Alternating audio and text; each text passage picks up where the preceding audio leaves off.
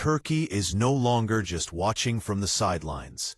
It is now throwing its full weight behind the Gaza Freedom Flotilla as the convoy inches closer to the tense blue line, the invisible boundary in the sea where Israeli naval forces have repeatedly pounced on previous missions. But this time feels different. This time, the air above the flotilla hums with Turkish military drones, and the waters below echo with the presence of Turkish warships. Together, they are turning what used to be a one-sided interception into a high-stakes standoff. For years, Israeli surveillance drones have circled these convoys with ease, tracking every boat, every move, every signal. But now, that control is slipping. According to reports from on board, at least 3 Turkish drones launched from frigates shadowing the flotilla have already intercepted and driven off more than 10 Israeli surveillance attempts, cutting off the occupation's eyes in the sky at the very moment the flotilla needs cover most. At the center of this high-tech cat-and-mouse game is one of Turkey's most prized aerial weapons, the Bira Akenu. This isn't just another drone. It's a heavyweight war machine, capable of carrying over a ton of weapons and equipped with some of the most advanced sensors and electronic warfare systems in the region. With over 100,000 flight hours behind it, the Bira Akenu has been battle-tested from Syria to Libya.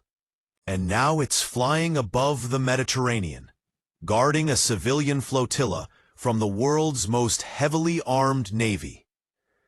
What makes it especially dangerous at sea is its ability to launch the Rocket Sucker cruise missile, a weapon tested earlier this year against naval targets.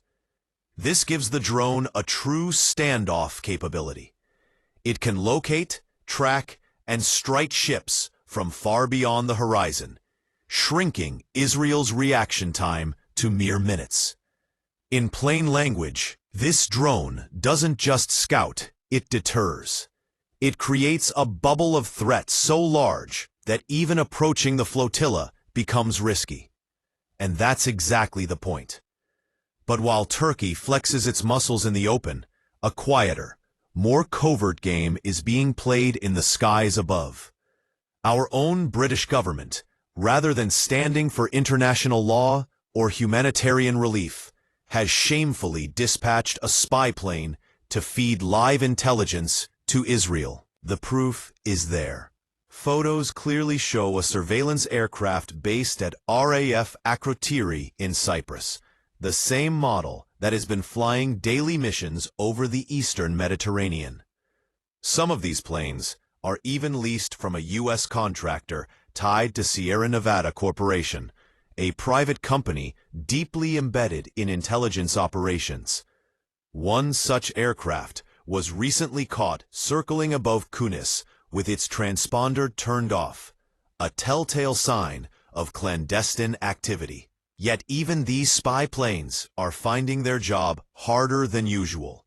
Turkish drones, reportedly working alongside Spanish assets, are jamming, tracking, and harassing them, making life in the sky increasingly uncomfortable for those trying to keep Israel updated on the flotilla's position. On board the ships themselves, the mood is a mix of calm determination and raw tension. One participant, whom I quoted in a previous video, sent me another update just as I was compiling this report. He wrote, "Flotilla update. We are only hours from crossing into the danger zone, where, based on precedent, Israel may attempt to intercept us. The Italian Navy has said its frigate will depart at this point and give participants a chance to disembark. We are unsure about Spain and Turkey's ships, but I am confident no one will accept Italy's offer. Our eyes are fixed on Gaza. We are going all the way." Another passenger added a chilling, almost offhand remark. but one that cut through the air like a blade. Hey guys, this is my last message. Hopefully not my last ever message, but, we're entering the red zone now. The likelihood of the cheeky monkeys, the Israelis, intercepting us and kidnapping us in international waters has apparently gone very high. And so the flotilla sails on, under the shadow of drones, spy planes, and warships. A humanitarian convoy moving through one of the most militarized patches of sea on Earth. Whether it reaches Gaza or is intercepted, one thing is already clear. This is no longer the kind of mission Israel can simply watch, jam, and seize without resistance. I want this on the record. I have no regrets. Not one. If I could turn back time and do this mission again, I would, in a heartbeat. I feel proud, honored, and yes, privileged to be part of it. I say privileged because so many of my Palestinian friends would give anything to join us. But if they were on these boats, they'd be singled out, and by being singled out, they would put every one of us at risk. What could sum up the injustice of this occupation better than that? I miss my children more than I can say. I love them so much, and I ache to hold them. But a big part of why I came is for them.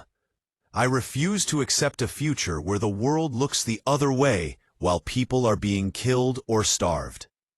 I want my kids to grow up believing they are wonderful and believing that every other child is just as worthy. No child is better, no child is worse. I don't know what the next few hours will bring. We might be intercepted, which, based on precedent, would be illegal. We might face violence. There's been a surge of hostile rhetoric in the last hours that worries me. Or, and I dearly hope this, we might reach Gaza, step onto its beaches, and meet our friends there. I don't have certainty. I only have conviction. Whatever happens, we do not go alone. Behind every one of us, there's a faultless, unbroken line of people who refuse to give up. Families, volunteers, supporters, strangers who answered a call. If I don't make it there, I know my comrades will. If I don't get to Gaza, others will carry the work forward. And one day very soon, I truly believe this, Palestine will be free.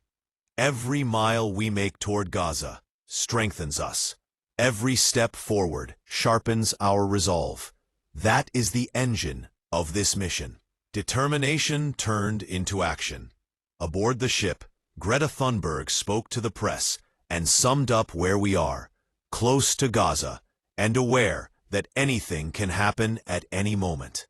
But she also voiced a hope everyone here shares, that the warships assigned to guard the flotilla will do what they must and stop any attempt to detain or sabotage our humanitarian effort. We are continuously hearing messages from people in Gaza. They tell us they are waiting, that they are looking forward to welcoming us. That simple human welcome should be their right. The people of Gaza should decide for themselves who enters their waters and what help they accept. We are trying to carry out a peaceful humanitarian mission, fully compliant with international law. Rumors and threats have come from Israeli officials, saying they intend to stop us. Let me be blunt. If they decide to intercept and prevent humanitarian aid reaching Gaza, that would be a violation of international humanitarian and maritime law. They are not permitted to block aid that is being lawfully transported on international waters. We are carrying no weapons.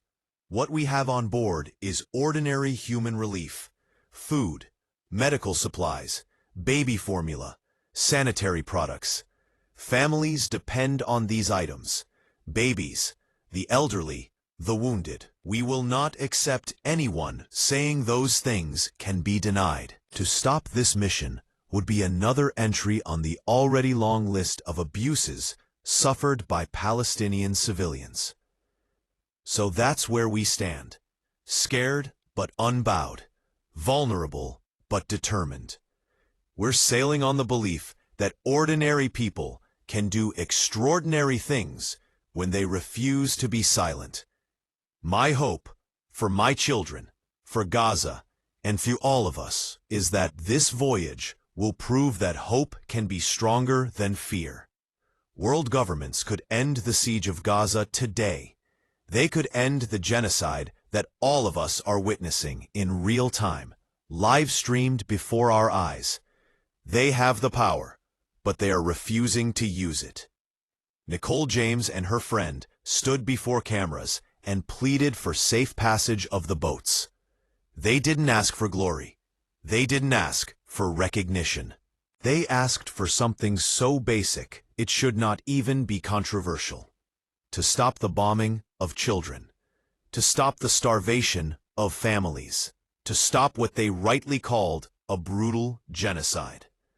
As I speak, ordinary civilians, not soldiers, not politicians, but teachers, workers, artists, mothers and fathers, are risking their lives aboard the global Sumud Flotilla. Their mission is simple: to deliver food, medicine, and relief, and to carve open a humanitarian corridor to Gaza where none exists.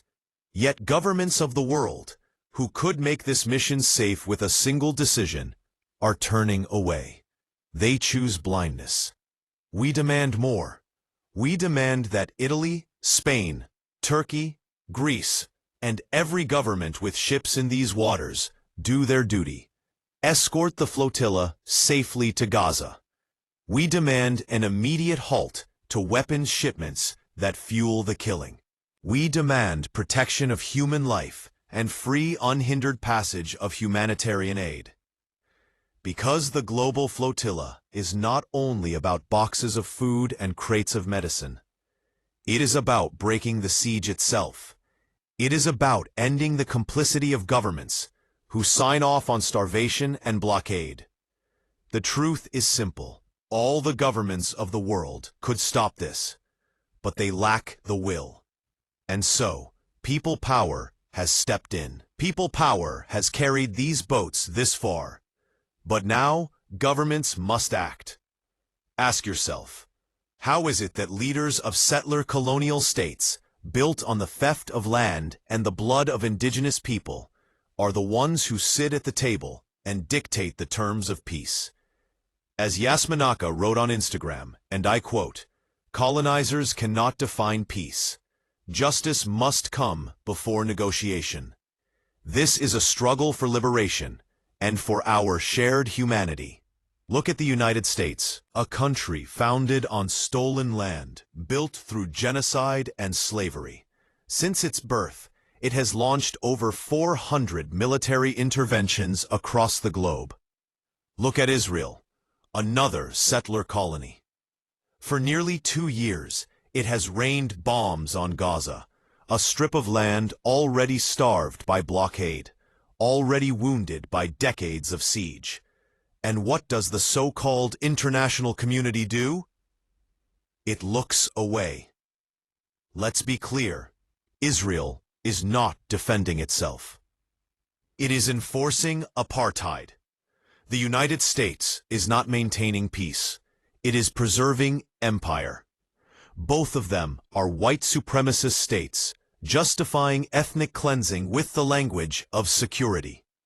Both of them use endless war to cement permanent occupation.